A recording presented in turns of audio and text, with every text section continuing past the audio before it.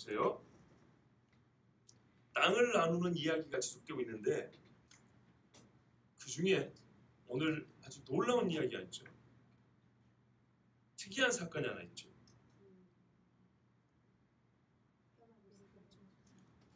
어디에 있습니까? 예, 1절에 보면 회막을 세운 이야기가 있죠. 자, 성경을 보세요. 성경. 예. 보시면 이스라엘 자손의 온 회중이 실로에 모여서 거기 회막을 세웠으니 이렇게 돼 있죠. 자, 광야에 있던 성막이 가나안에 들어와서 어디 세워져야 될 거 아니겠습니까? 최초에 어디에 세워져 있었을까요? 그렇죠. 아유, 우리 집사님. 그 대답이 저에게 위로가 됩니다. 길갈에 세워져 있었어요. 막 와가지고 12돌 여기 쌓고 하나님 앞에 제사 지내고 그리고 거기서 군대 모아가지고 출장하고 돌아오고 길갈 거기에 성막 세워놨어요. 자, 그런데 그때까지만 하더라도 잘 보세요. 12지파가 같이 있었어요. 맞죠? 요단 동편의 세 지파가 물론 이미 기업을 얻었지만 군대를 보냈기 때문에 12지파가 어쨌든 가나안 땅에 다 있었고 그 말은 곧 광야의 진 형태를 유지했다는 얘기예요. 이 말을 이해를 하시고 해야 됩니다. 예. 이 성막이 가운데 있고 동쪽의 유다 지파, 루벤, 그 다음에 여기 에브라임, 단 이래가지고 네 지파가 두 지파를 더 묶어가지고 세 지파씩 사면에 진을 치고 있었어요. 아시겠죠? 이래서 성막이 가운데 보호가 됐어요. 그리고 성경을 하면 하나님은 나는 너희의 땅 가운데 있겠다 그랬어요. 그 가운데 있어서 너희 중에 거하는 자다 이렇게 말씀했어요. 그래서 항상 이스라엘은 진을 치면 하나님의 말씀이 있고 여호와의 영광이 있는 그 성막이 가운데 있어요. 자, 그러면 이게 이제 기본이에요, 기본. 그러면 우리가 여기까지 생각해 볼 수 있는 거예요. 길갈에서 진을 쳤을 때 어떤 모양이 있겠냐면 광야의 진 형태를 그대로 유지했을 거라고 볼 수가 있어요. 아직 땅을 얻지 못했으니까요. 그렇죠? 자, 그런데 땅을 이제 나눠주기 시작했네요. 유다 지파가 전체 하나님 주신 땅 중에 3분의 1 가져갔어요. 많이 가져갔죠. 그 다음에 에브라임과 므낫세가 3분의 1 가져가고 있어요. 3분의 1 남았어요. 가나안에 이제 3분의 1. 자, 그때 문제는 뭐냐? 이 네 지파가 사면의 그 지도자급 지파예요. 첫 번째 유다, 그 다음에 루벤, 에브라임, 단. 요 네 지파가 강하고 지도력 있는 지파란 말이에요. 그리고 그 지파에 두 지파씩 묶어줬어요. 그런데 유다가 자기 기업 얻어서 가버렸네. 에브라임도 땅 얻어서 가버렸어요. 그쵸? 그 다음에 누구 남았지? 루벤도 가버렸죠. 요단 동편이 진짜 얻어 가버렸잖아요. 전쟁 끝나고 이제 간단 말이에요. 그리고 이미 거기 주로 살고 있어요. 남은 건 단 하나 남았어요. 어쨌든 유다와 에브라임이 자기 기업을 찾아간 이상 성막을 두를 네 진 중에 최소한 2진 이상이 없어진 셈이에요. 무슨 말씀 알겠죠? 곧 성막은 이스라엘 중 중앙에 이제는 진을 칠 때 중앙이 아니라 전체 가나안 중에 중앙에 다시 거처를 마련해야 될 때가 됐다 이 말이죠. 그러므로 이스라엘 백성이 약속의 땅을 얻는 것, 땅을 정복해서 완전하게 차지하여 지배력을 행사하는 거 중요한 거예요. 무슨 말이냐? 이 실로가요 에브라임 지파에 있습니다. 에브라임 지파가 지도를 보시면 알겠지만 가나안 땅의 중앙입니다. 중앙. 밑으로 유다가 아주 많이 찾아오고 있기 때문에 가나안 땅으로 보면 에브라임이 가운데입니다. 여기에 실로가 있고 여기에 하나님의 성막이 이제 쳐집니다. 이스라엘 가나안을 기준으로 했을 때 요단 동편 빼고 가나안을 기준으로 했을 때 실로는 전체적으로 보면 가나안의 가운데 부분입니다. 그러니까 하나님 말씀대로 하나님의 성소는 이스라엘 가운데 있고요. 전 백성은 이곳으로 모여서 지리적으로도 공평하잖아요. 이곳은 뭐였어? 절기를 지키며 하나님의 말씀을 듣기도 하고 하나님을 찾게 되는 겁니다. 그리고 바로 이곳에 지도자를 뭡니다. 누가요? 이 에브라임 지파에 누가 삽니까? 바로 그 옆에 실로 근처 세겜에 누구요? 여호수아. 여호수아 여기 살아요. 그리고요 여호수아 24장 이게 맨 끝머리 한번 봐보세요. 얼마 안 넘기면 나오죠. 24장 가서 33절 보시면 아론의 아들 엘르아살도 죽음에 그들이 그를 그의 아들 비나스가 에브라임 산지에서 받은 산에 장사였더라. 아멘. 그러니까는 여호수아하고 대제사장이 사는 지역이 같은 지역이란 말이에요. 바로 그 옆에 실로가 있어요. 성막이 있는 곳. 레위인들은 이스라엘 전체에 살잖아요. 그래요. 오늘 이 한 절만 보겠습니다. 자 보세요. 이 실로에 대해서 오늘 잘 보자고. 레위인들은 이스라엘 전체에 퍼져 살잖아요. 그런데 제사장, 레위인이 아닌 제사장은 항상 성막을 지켜야 된다고요. 맞죠? 이때 제사장들 수가 많지 않아요. 다윗 때나 되니까 24만 차로 나눴지. 지금은요 아론 계열이란 말이에요. 아론의 아들 엘르아살 그 밑에 비나스 이제 손자때예요. 손자때. 내 아들 중에 둘이 나답과 아비는 죽어버렸잖아요. 그쵸? 엘르아살과 이다말 둘이 남았다고요. 그 밑에 자녀들이 지금 이제 막 퍼져나가는데 백성은 많지. 제사를 도울 레위는 있지만 직접 이거를 집례하고 그 짐승을 함께 바칠 제사장은 수가 적단 말이에요. 그러면 이 사람들이 저 멀리 살아도 되겠어요? 아니죠. 성막 있는 근처에 살아겠죠. 그래서 세겜 근처 실로 바로 그 옆에 총사령관인 여호수아가 살고 대제사장이 같이 살아요. 여호수아 예슈아죠. 예슈아와 대제사장이 같이 있어요. 이스라엘 가운데. 자, 바로 거기가 이제 실로고 세겜 근처 하나님께서 이스라엘 가운데 계시겠다고 정한 장소입니다. 자, 근데 왜 여기 실로를 정했냐면 아까 말씀드린 대로 나름대로 이유가 있지만 지정해 놓으셨어요. 지정. 창세기 48절 보면 유다 지파에게 말하길 바라면 실로가 오시기까지 했어요. 그렇죠? 실로가 오시기까지. 실로는 누구죠? 예수 메시아를 얘기해줘. 근데 실제로 실로는 지명이에요. 그러면은 훗날에 예수 그리스도를 예표하는 이 성막이 임마누엘을 상징하는 이 성막이 실로에 세워진다는 것은 이스라엘 사람들이 당연히 알 것이고 곧 실로가 언제요? 메시아가 올 때 이거는 폐해지리라는 것을 알 수 있겠죠. 그런데 문제는 지금은 실로가 어느 지파에 있죠? 에브라임 지파, 곧 요셉의 집에 있죠. 왜요? 요셉의 집이 장자 집안이잖아요. 그러니까 이렇게 엮어져 가는 거예요. 그런데 나중에 이 실로가 어디로 가요? 이 장막이 어디로 가죠? 유다한테로 가죠. 그렇죠? 다윗 집으로 가죠. 유다 집으로 옮겨간다고요. 그러면 우리는 이제 이 과정을 한번 생각해 봐야 돼요. 왜 에브라임 즉 요셉 집에 두셨던 이 실로를 이 성막을 메시아를 예표하고 메시아가 하실 일을 가르쳐주는 이 성막을 유다 지파로 왜 옮기셨는가?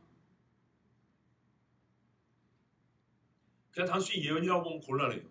그 예언이 성취되는 합당한 이유와 조건이 있을 거 아니에요.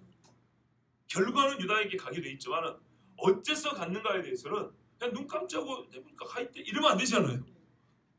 하나님이 하실 일에는 하나님의 공의가 있고 하나님의 그 의가 나타나게 돼 있단 말이죠. 자, 일단은 이 실로의 회막이 세워진 이유는 실로라고 지정돼 주셨고 요셉에게 장자권이 있었기 때문이고 그리고 이 장소가 가나안의 중앙이었기 때문에 여러모로 볼 때 가장 적합했어요. 그런데 놀라운 것은 여기다가 성전을 써야 될 거를 이왕 있는 거 그죠? 그런데 나중에 하나님께서 이 성막을 유다로 옮겨버린다고요. 그리고 다윗이 아무도 차지하지 못했던 예루살렘을 차지해서 결국에는 옛적에 이삭을 바친 그 산을 다윗이 차지하고 거기다가 성전을 짓는단 말이죠.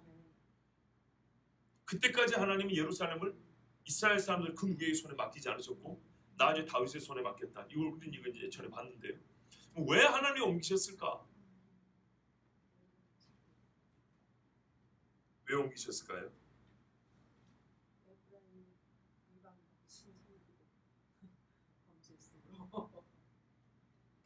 예,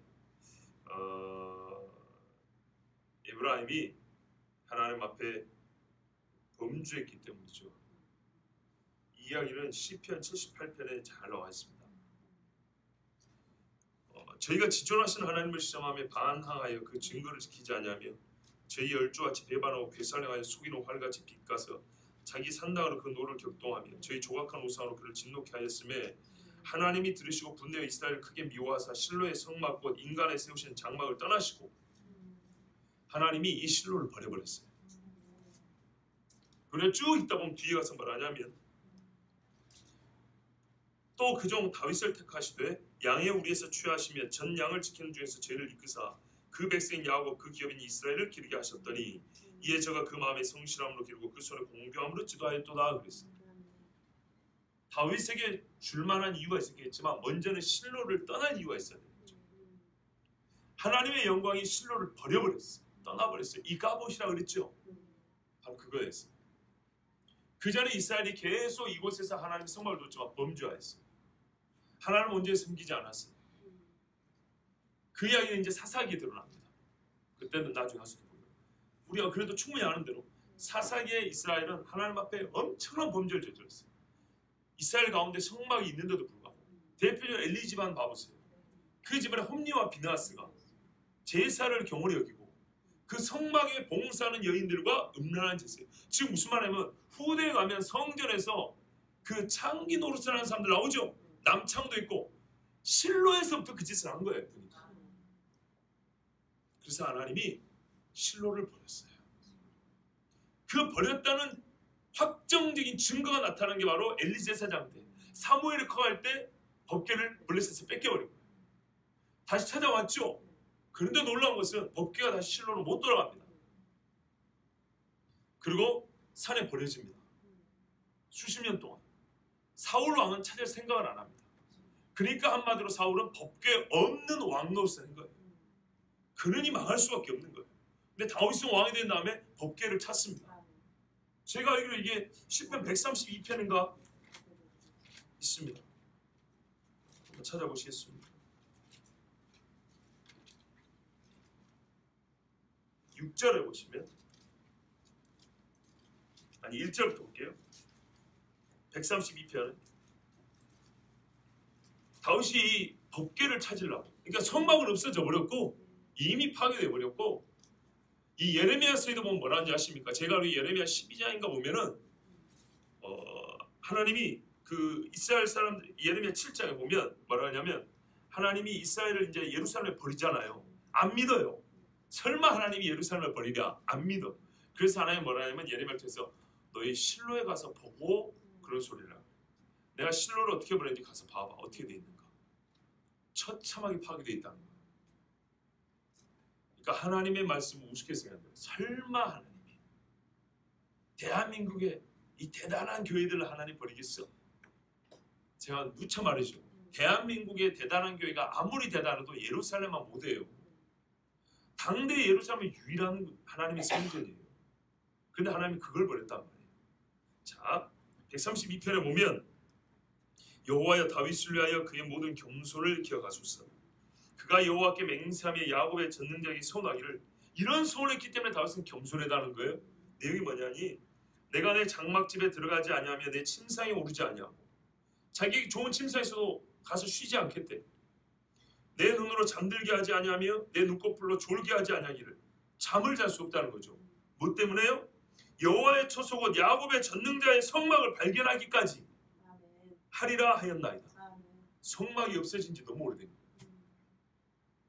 옛날에 법궤만 없어진 줄 알았는데 성막도 파괴되어서 도대체 다윗이 크면서 보니까 성막이 어딘지 아는 이가 없고 법궤가 어딘지 아는 사람이 없는 거예요.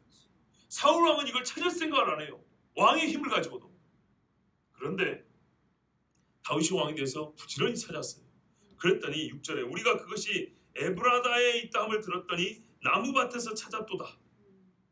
어디 밭에 던져져 있었던 거죠. 그러니까 이게 블레셋에 와서 벳세메스로 왔단 말이죠.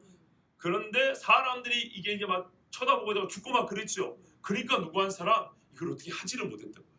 방치돼 있었던 거예요. 사실 그때도 제사장 집안 사람들이 와서, 그러니까 아론의 집 사람만 그걸 만질 수 있기 때문에 아론의 집 사람들이 와서 자기 몸을 거룩하게 한 다음에 겁나면 하나님 앞에 번제라도 드린 다음에 와서 그 법궤를 지고 가 다시 성막 만들면 돼요. 그 식양은 그대로 출애굽기 기록되어 있으니까. 근데 아무도 그래 안 하는 거예요. 이게 사사기의 영적 황폐함이에요. 그냥 여러분 항상 말씀하면 우상만 숭배한 게 아니고 우상을 숭배한 만큼 하나님을 잊고 버리게 돼 있어요.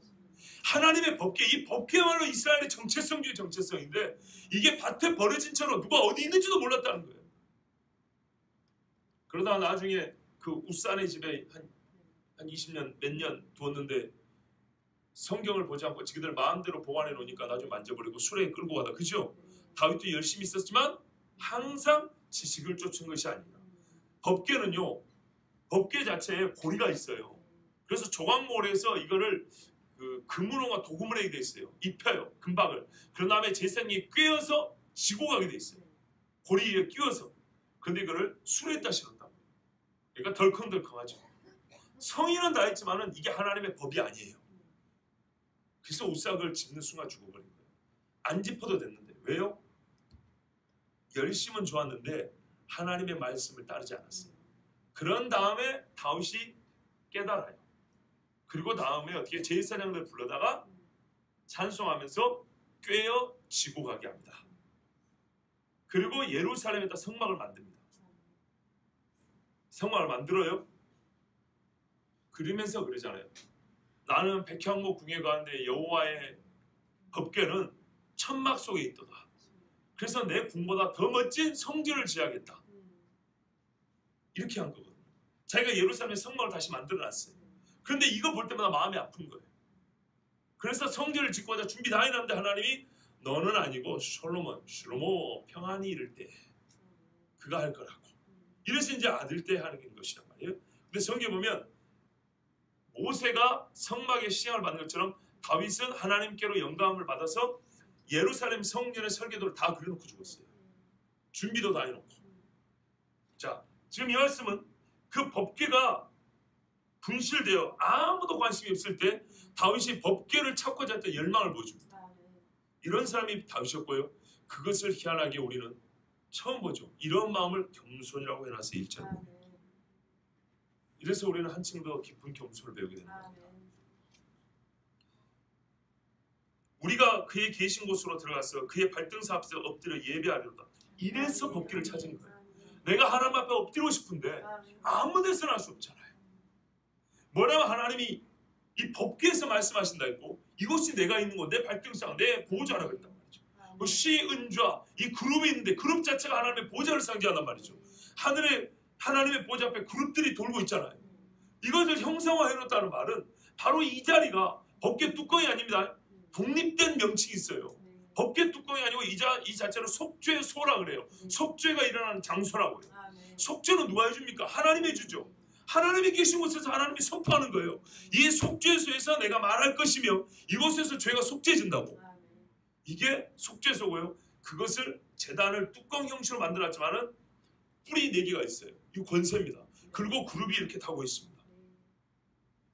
그래서 한자편에 시은좌, 은혜가 주어지는 좌, 자리다는 거예요. 그리고 우리 번역에는 속죄소, 은혜는 곧 속죄잖아요. 속죄가 주어지는 장소. 이 법궤 뚜껑, 바로 여기가 하나님의 보호자를 형상해 놓은 거란 말이죠. 그러니까 다윗은 여기서 하나님을 경배하고 싶었던 거예요. 이게 겸손이라는 거예요. 여호와여 일어나사 주의 권능의 궤와 함께 평안한 곳으로 들어가소서. 주의 제사장들은 의를 옷 입고 주의 성도들은 즐거이 외칠지어다. 주의 종 다윗을 위하여 주의 기름 부음 받은 자의 얼굴을 외면하지 마옵소서. 야, 그러면서 이 뒤에 보면 하나님께서 약속하신 것을 이제 말씀하기야. 그런데요, 다윗 생각해 볼 때 자기가 하나님 앞에 은총을 받은 것 무엇으로 알리까? 그리고 네 후손, 네 몸에서 날 씨를 했는데 도대체 이 씨가 할 일은 정해졌는데 법궤가 있어야 그 일을 할 거 아니에요. 그렇죠? 그러니까 다윗은 제가 그래서 말씀드리잖아요. 왕이면서도 진짜 왕신 하나님을 백성으로서 섬겼던 사람. 그래서 참으로 왕다운 왕이었던 사람. 이게 다윗이었어요. 자, 이래서 하나님은 에브라임이 장자권을 가지고 있어서 가나안에 처음 들어갔을 때 이스라엘의 중앙에서 실로를 차지하고 이곳에서 성막을 세워 하나님을 찾는 백성이 전부 다 이곳으로 몰렸어요. 말 그대로 장자 집안으로 다 몰리게 돼 있었어요. 그런데 사사시대 내내 이 백성들은 하나님 앞에 정직하지 못했고 범죄하여 결론은 하나님이 실로를 버리기까지 예레미야 당시에도 하나님께서 예루살렘 파괴될 것을 말씀하실 때 실로에 가서 보고 와서 내 말이 거짓말인가 말하라. 이럴 정도로 하나님이 철저하게 버려버린 게 실로입니다. 자, 그러나 오늘 이때는요. 그건 훗날이고 지금 이때는요. 이스라엘 백성이 기뻤을까요? 안 기뻤을까요? 엄청나게 기뻤겠죠. 마치 예루살렘에 성전 세운 것처럼. 왜냐하면 보세요. 처음에 말씀드린 대로 성막은 진 가운데 있습니다. 하나님의 성막이 세워졌다는 자체가 이곳이 가나안의 가운데 영적이면서 지리적 중심이라는 것, 여기서부터 하나님의 통치가 시작된다는 것을 하나님이 이제 평안이 됐기 때문에, 전쟁이 끝났기 때문에 그것을 스스로 하나님이 정하신 거란 말이에요. 그래서 이스라엘 사람들 마음에 우리에게 이제 평안이 있겠구나, 우리에게 이제는 진짜 싸움이 아니라 복이 주어지겠구나, 우리 인간들이 하는 말로 이제 우리는 고생 끝이다, 여기서 또 우리가 항상 안정적으로 하나님을 예배할 수 있다는 핑크빛, 푸른빛을 보는 시간이 이때였어요. 그런데 여러분 봐보세요. 이 일을 치기 위해서 이스라엘은 다 모였어요. 그리고 이 일이 가능했던 이유를 1절 후반에 이렇게 말하죠. 그 땅은 그들 앞에서 돌아와 정복되었더라. 이것이었어요. 예루살렘 성전이 세워질 때도 솔로몬 때 다윗으로 말미암아 사방이 평안하게 정리가 된 후에 하나님 평안을 줄 때 하나님의 다스리심이 이렇게 확정됐을 때, 우리 새벽기도 표현하면 어둠을 지배했을 때 성전이 세워졌어요. 그렇다면 지금 성막이 실로에 세워졌다는 것은 이스라엘 백성에게는 어떤 뜻으로 보냐면 하나님이 가나안 땅을 너에게 완전히 주셨다라는 하나님의 이 전쟁 종결 선포가 같단 말이죠. 그리고 평안을 주신다는 하나님의 복에 서는 것 같다 이 말이죠. 그러니까 이 실로에 모여서 이스라엘 사람들은 부지런히 모여서 즐거워했어요. 그런데 여러분 문제는 바로 2절에 이어지죠. 땅을 받지 못한 자가 있더라. 이거는 별개 문제라고 그랬죠. 정복은 됐지만 차지하는 것은 다른 뜻이라고 그랬어요. 근데 이 말씀에 대해서도 오늘 주제는 사실 이 뒷부분인데 다음 주에 다시 말씀드리기로 하고요. 오늘 실로에 대해서 조금 더 보겠습니다. 너무 중요합니다. 여러분, 예수님 당시에 예배 장소를 가지고 예수님과 논쟁했던 한 사람이 있죠. 누굽니까?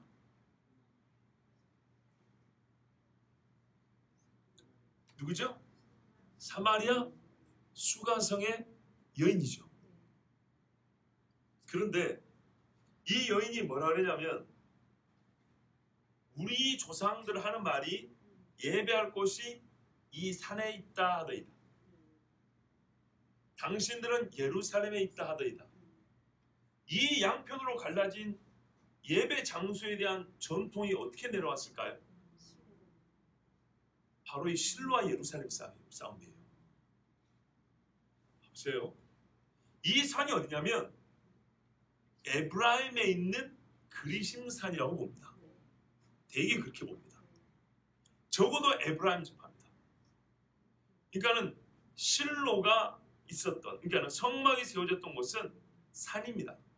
곧 산당입니다. 산 지역에 성막을 세워놓고 그곳에서 하나님을 경배했던 겁니다. 그런데 그 사람들이 그것을 더럽히고 하나님 앞에 온전한 예배를 드리지 않고 우상을 숭배하는 것으로 바꿔붙이게 해버렸기 때문에 결국 하나님이 이 가보시라 영광이 떠나버렸고 법궤를 분실했고 실로 그 자리는 황폐가 되어버렸고 나중에는 진짜 우상 숭배하는 곳이 되어버렸어요. 그런데 그 전통을 갖고 있었던 사마리아 사람들, 아수르의 침략으로 혼혈이 되었고 자기들의 예배 처소를 잃어버렸던 그 사람들. 자, 그런데요, 유다 사람들이 바벨론에서 돌아온 다음에 성전을 짓는다 그랬어요. 성전을 짓는다 그러니까 그들도 알아요. 왜? 옛날에 성전이 있었던 거 아니까. 그래서 우리도 좀 끼워달라 그랬어요. 그랬더니 에스라, 느헤미야 이 사람들 끼워줬어요? 안 끼워줬어요? 안 끼워줬죠. 그들에 끼워주지 않은 사람들이 주로 그 사마리아 사람들입니다. 그 사마리아 지역에 살았던 사람들이야. 완전 이방인들은 끼워달라고 말 못해요. 무슨 말씀인지 알겠죠? 자기들 나름대로 이스라엘 전통을 갖고 있기 때문에 우리에게 반은 뭡니까? 야곱의 피가 흐르기 때문에 우리에게도 분깃을 달라 그 말이에요. 성전지를 분깃하고 그 말은 우리도 같이 있어 예배해달라 이 말이었어요. 그런데 느헤미야나 에스라는 스룹바벨 같은 이 사람들은 강력하게 거절해버렸어요.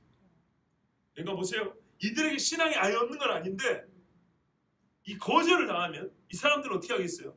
자기들 나름대로 성전을 지켰죠. 자기들 나름대로 예배 차수를 정하겠죠. 그리고 어떻게 했어요? 예루살렘과 경쟁을 할까 안 할까요? 당연히 하죠. 처음에 12지파가 갈라질 때, 2지파와 10지파로 갈라질 때 봐보세요. 이 여로보암이 뭐라 그래요? 너희가 예루살렘에 갈 것 없다 그러잖아요. 절기가 되면 저 사람들이 가서 다시 유다 집으로 마음이 돌아갈 텐데 어찌할까 하면서 그러면 예루살렘을 대체할 성전을 지으면 되지. 그래서 베델과 단에다가 세우는 거 아닙니까? 그런 것처럼 이 사마리아 사람들이, 그러니까 이 혼혈된 사람들이, 그러니까 한편 유대인들이 조금 그렇게까지 박대할 필요가 있었을까 생각이 들긴 하지만 우리는 뭐 그 깊은 걸 알 수가 없어요. 아직.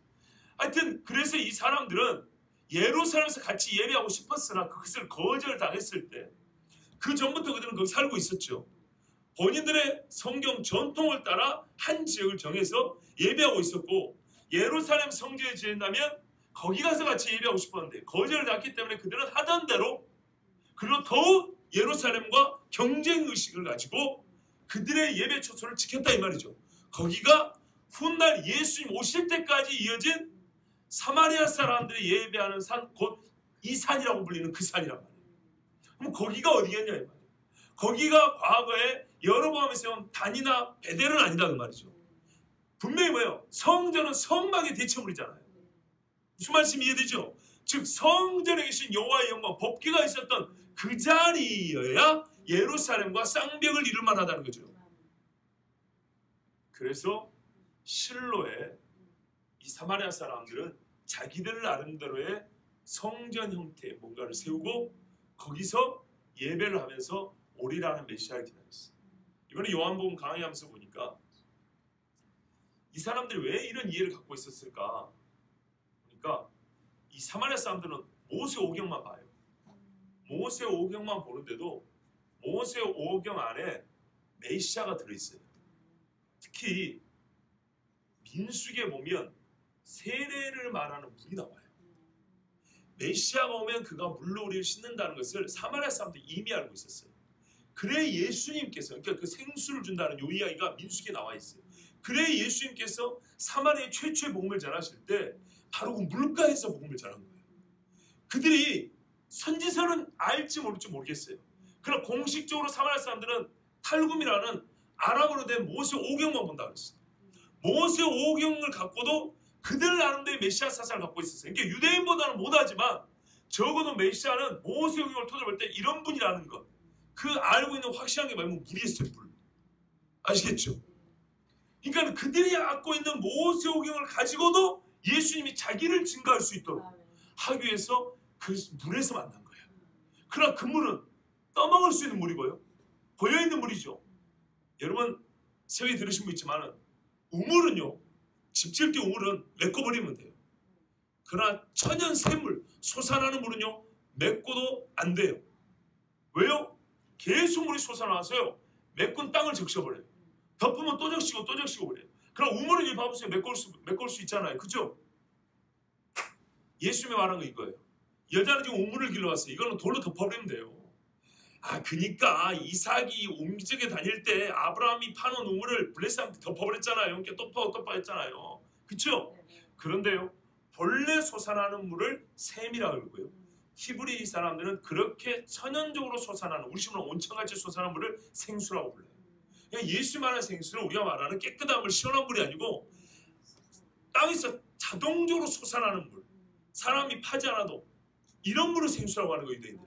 이 예수님 말하는 것은 네가 우물물을 아무리 먹어도 마셔도 목마를 것인데 내가 주는 물을 마시면 배에서 계속 솟아나는 생수가 돼요. 절대 목마르지 않는다는 게 그래서 말이 되는 거예요. 그런데 민수기에 보면 꼭 그 말씀이 있어요. 제가 이제 그 주소는 지금 생각이 안 나는데 민수기에 보면 이 메시아 26장인가 어디 보면 메시아가 오면은 메시아라고 부르지 않고 다르게 불러요. 호칭이 다르긴 하지만 메시아가 오면 생수를 준다는 말씀이 기록되어 있고 그것을 알고 있었어요.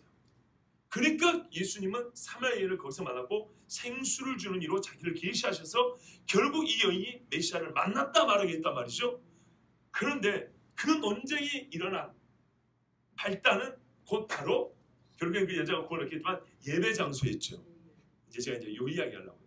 그때 그들이 예배 장소를 붙들고 있었던 그 땅, 그 지역이 바로 이 실로 지역입니다.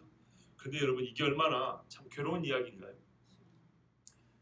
이스라엘, 그러니까 유다 지파하고 경쟁하려고 자기들이 이미 황폐해버린 예레미야 당시에 이미 하나님께서 내가 버려버린 실로를 보라고 말씀했지 않습니까? 버려버린 실로를 끝까지 붙들고 있는 마음을 봐보세요. 유다 지파에만 사람의 전통과 장로들의 유전이라는 게 있는 게 아니에요. 이름은 그렇게 똑같이 안 부를 수 있지만 성질상 똑같은 맥락이에요. 사마리아 사람들도 전혀 유익하지 않은 걸 붙들고 있었어요.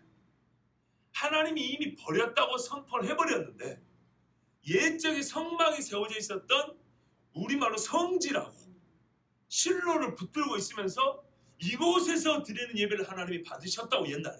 그래서 지금도 받으신다고 이거 붙들고 있는데 왜요? 성경을 보면 이거는 말도 안 되는 건데 왜요? 예루살렘과 경쟁해야 되니까. 저 예루살렘에 사는 유대인하고 우리는 사이가 안 좋고 원수란 말이죠. 그죠? 유대인은 예루살렘이라 그래. 근데 유대인은 우리하고 화해가 안 돼. 유대인은 우리를 받아주지 않아. 그러면 우리도 뭐 갖고 있어야 될 거 아니에요. 그죠? 아시겠죠? 스스로 이방이라고 생각 안 한다고요. 사마리아 사람들은. 뭐랍니까? 우리 조상 야곱이 여기서 우물을 팠고 우리에게 줬는데 이 자부심을 봐보세요. 유대인 아저씨, 당신 지금 여기 앉은 데 어딘지 알아? 당신들 사마리아 우습게 알지? 여기가 우리 조상 야곱이 팠던 우물이에요. 세겜 그 근처 우리 조상 야곱 할아버지가 살다가 여기 파가지고 우물 파가지고 그 식구가 먹었던 물 우리 거 그대로 먹고 있거든. 우리 뿌리 있는 사람들이라고. 근데 당신들 우리를 무시하더라. 그리고 우리 예배드리는 장소 말이지. 이게 사마리아 사람들부터는 영적 자부심이었어요. 자존심이었다고요. 예수님이요. 우물 하나도 갖춰두지 않았어요. 야곱이 어쩌다고. 아예 취급을 안 해줬어요. 그리고 들어간 게 이제 예배 이야기인데요. 장소도 중요하지 않다. 장소 중요하지 않다 했죠. 아버지께 예배할 때가 오나니 곧 이때라. 하나님께서는 영과 진리로 예배하는 사람을 찾는다 그랬죠. 그런데 그 전에 중요한 말씀이 있어요. 뭐라 하냐면요. 오늘 말씀 관계가 있어요. 예수님이 장소는 아무 필요 없다. 여기서도 말고 예루살렘에서도 말고 그랬거든요. 이게 요한복음 말씀이에요. 그런데 그 뒤에 예수님이 이렇게 말씀하세요. 너희는 모르는 것을 예배하고 유다인, 우리는 아는 것을 예배한다. 구원이 유대인에서 남이라 그러고요. 이렇게 말씀하셔서 유대인의 현재 예배가 사마리아인보다 우월하다고 평가를 해주셨어요. 이거를 잘 이해해야 됩니다. 다니엘 새벽에 드는 기억이 있으시죠? 이게 참 오묘한 말씀인데요. 지금 이 시간에는 여러분에게 전해드릴 수가 없어요. 이거는 새벽에 오신 분들을 위해서 열심히 있는 분이 듣는 거고, 중요한 거는 예수님이 어느 때가 되면 이 사마리아 산이든 예루살렘이든 장소가 중요하지 않고 어느 곳에서 예배하든지 하나님이 예배를 받는 때가 온다 그랬는데, 현재까지의 예수님의 판단은 그래도 유대인이 예루살렘에서 예배하는 것이 너희가 사마리아 산 여기서 예배한 것보다 낫다라고 판단을 내는데, 그 이유는 구원이 유대인에서 남이라 그랬고 너희는 모르는 것을 예배하고 우리는 아는 것을 예배하기 때문에 그랬어요. 단만 말씀드리면 여러분, 어느 때가 되면 장소가 무관하냐면요, 지금 유대인의 나음이 뭐라고요? 구원이 유대인에서 남다 그랬죠. 그들은 자기들에서 구원이 온다는 것까지는 알고 있죠. 이것만 알아도 예배의 차이가 있다는 얘기입니다. 무슨 말인지 아시겠죠? 로마서에 약속들과 예배들이 있고 유대인의 나음이 무엇이냐? 바로 그겁니다. 절대 이렇게 성경 모순이 없어요. 그것만 가지고도 실제 당시로 유대인의 예배는 사마리아인의 예배보다 나아요. 그런데 이 나음이 무의미해질 때, 평균화해질 때 언제 있어요? 구원자가 유대인에서 온다는 것만 갖고 유대인의 예배가 우월했는데 구원자를 아는 지식이 전 세계에 퍼져버리면 어떻게 되겠어요? 그때 되면 모든 민족이 구원자를 아는 지식을 충만해버리면 그때는 구원자가 유대인에서 온다는 것보다 훨씬 뛰어난 지식이죠. 그렇죠? 그게 편만해져 버리면 사마리아 산이 무슨 소용이고 예루살렘이 무슨 소용이에요? 무슨 말씀인지 아시겠죠? 근데 예수 말하면 그때가 왔다는 거예요. 유대인에게 구원자가 올 거라는 것을 유대인들이 알아요. 그것만 가지고도 사마리아 사람보다 나아요. 근데 예수님이 이제 그 구원자가 진짜 와버렸네. 이제는 새로운 때가 된 거예요. 유대인도 예수님을 알아야 돼요. 사마리아 사람도 예수님도 알아야 돼요. 이제부터는 누가 예수님을 알아야 문제지. 메시아가 우리 지파에서 올 거야. 우리 민족에서 올 거야. 그거는 이제 아무 의미가 없어요. 와버린 이상. 지금은 뭐예요? 우리 지파에서 온다는 걸 전하는 게 아니라 내가 그분을 만났다가 중요한 거예요. 그러니 이 순간 사마리아 여인이 유대인들은 예루살렘에서 예수님을 배치해서 예수님 지금 오고 있는 중인데 사마리아 여인이 예수님을 여기서 만나버렸어요. 그러면 어떻게 될까요? 지금 즉시로 이때 구원자를 아는 때가 바로 예배하는 때라 그랬죠. 바로 이 사마리아가 하나님을 예배하는 날이 와버린 거예요. 예수님 말씀이 그 즉시로 성취된 거란 말이에요. 옛적에 버림받던 실로가 예수 그리스도 오심으로 다시 하나님을 예배하는 하나님을 경배하는 장소가 되어버렸다고요. 오히려 예루살렘보다 더 빨리. 우리 이걸 보는 겁니다. 보세요. 사람의 생각은 아니 하나님이 정해 주신 예배의 처소를 사람이 범죄함으로 하나님을 하여금 버릴 수밖에 없어요. 너무 더럽혀 버렸어요. 하나님이 버렸어요. 그리고 하나님께서는 다윗을 택하셔서 성막을 옮기고 예루살렘에서 보호자를 다시 세우셨어요. 그러나 어떻게 했습니까? 이스라엘이 역시 예루살렘도 더럽혔어요. 그래서 하나님이 예루살렘도 버리셨어요. 그렇죠? 그리고 훗날 하나님은 참 성전된 자기 아들을 보내셨어요. 이제는 어떻게 해요? 사람이 세우는 게 아니라 참 성전된 예수를 영접하는 곳이 바로 성전이 세워진 것과 다를 바 없는 그런 예배 처소가 되는 거죠. 그런데 봤더니 하나님의 은혜는 역설적으로 예루살렘에서 복음을 시작했다고. 예수님이 마태복음 보면 예루살렘과 유대와 사마리아 땅끝까지 복음의 전파 경로를 이렇게 말씀하셨고요. 친히 예수님도 그렇게 사역했다고 그랬죠. 들은 분들은 알아요. 예수님이 본격적으로 자기를 드러내신 것은 6월절에 올라왔을부터 했어요. 성전된 자기 육체를 가르치셨어요. 예루살렘 교회에서도요. 예루살렘 성전에서 자기를 먼저 계시하셨어요. 그리고 예루살렘 사람들에게 일주일 6월절 무교절 기간 동안에 자기를 나타내는 표적을 보이셨어요. 그 표적을 보고 니고데모가 혹시 이러고 찾아왔어요. 하늘나라 복음을 들었어요. 그 다음에 예수님이 갈릴리로 올라갔는데 이 중간에 사마리아가 있거든요. 가는 길이 이쪽 길도 있고 저쪽 길도 있는데 올라가는 길이에요. 위에서 내려오는 길이 아니고 내려오는 거는 나중에 있어요. 나중에 한 번 더 있어요. 예루살렘에서 유대 땅을 지나서 사마리아를 지나 이방의 갈릴리로 갑니다. 그리고 사이다가 두루와 시돈까지 올라갑니다. 봐보세요. 예수님의 자기 증거 복음 전파 경로 자체가 예루살렘과 유다와 사마리아 땅끝까지 이렇게 간 거예요. 그래서 그걸 예수님이 먼저 행을 보여주셨고 제자들에게 똑같이 그렇게 하는 거예요. 이 경로를 제자들이 같이 갔거든요.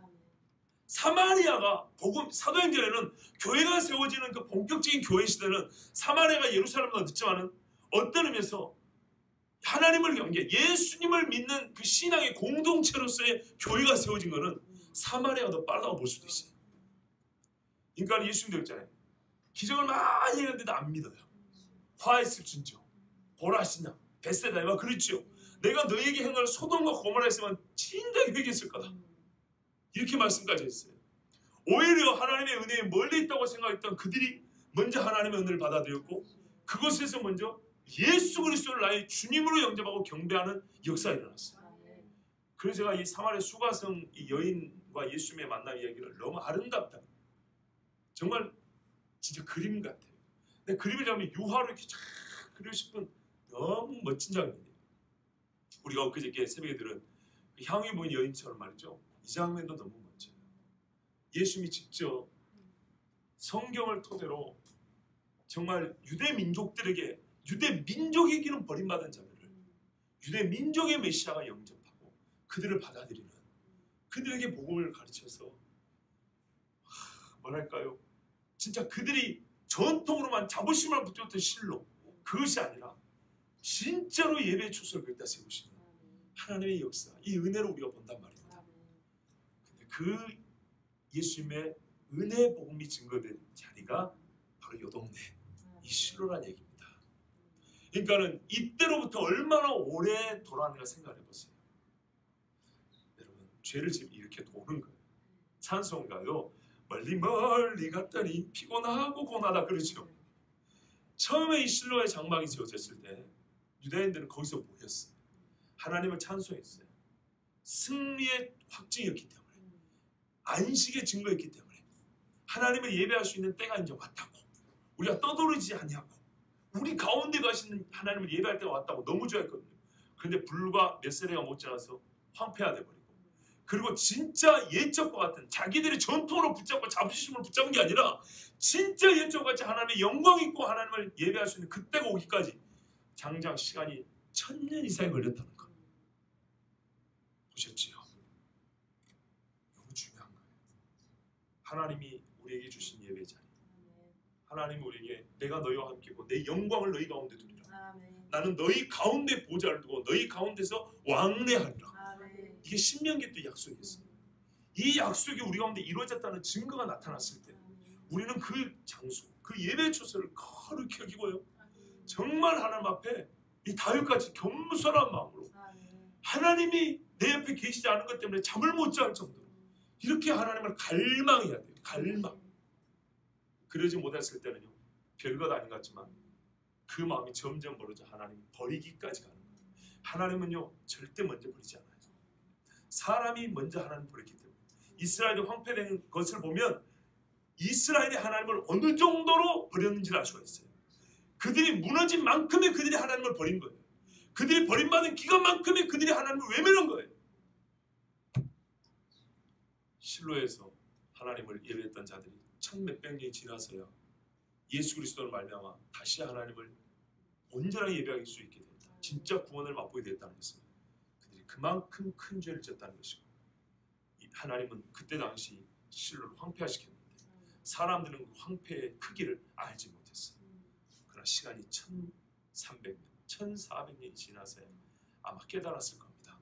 깨달음은 죄의 크기를 깨달음과 동시에 우리 하나님의 큰 은혜를 깨달았을 것입니다. 여러분, 우리에게 주신 은혜의 처소, 우리는 물론 실로는 아닙니다. 그러나 여러분, 실로보다 더 중요한 자리를 얻은 거예요. 예수 그리스도의 보혈이 흐르는 곳이란 말이에요. 예수님의 복음이 있는 곳이란 말이죠. 이 산도 아니요, 예루살렘도 아니라, 지금 예루살렘 좀 나은 것은 유대인에게서 구원이 난다는 지식 때문에 좀 나은 건데, 난다는 지식이 아니라 오신 그분을 아는 지식이 너에게 있다면 난다는 지식만 갖고 있는 사람도 훨씬 낫지 않아요. 실제로 그래서 그곳에 예배 자리가 다시 세워진 것처럼 여러분, 우리가 정말로 나의 구주 예수님을 알고요, 그분을 모신 곳, 그 어디나 하늘나라라 그러죠. 예, 바로 그곳에서 주님을 예배하길 바라고요. 이미 우리가 지금 서 있는 이 자리가 예수님이 다시 세우신 실로 같이, 예수님이 다시 세울 예루살렘 같이 우리는 그렇게 좀 받아들이고 하나님 앞에 온전한 예배자로 서 있기를 바랍니다. 거룩한 예배자, 시편의 다윗처럼 겸손한 예배자, 주님을 만나지 않으면 잠을 잘 수 없는 그런 참된 예배자로 이 마지막 때 하나님께 영광 돌릴 수 있기를 바랍니다. 우리 같이 기도합니다.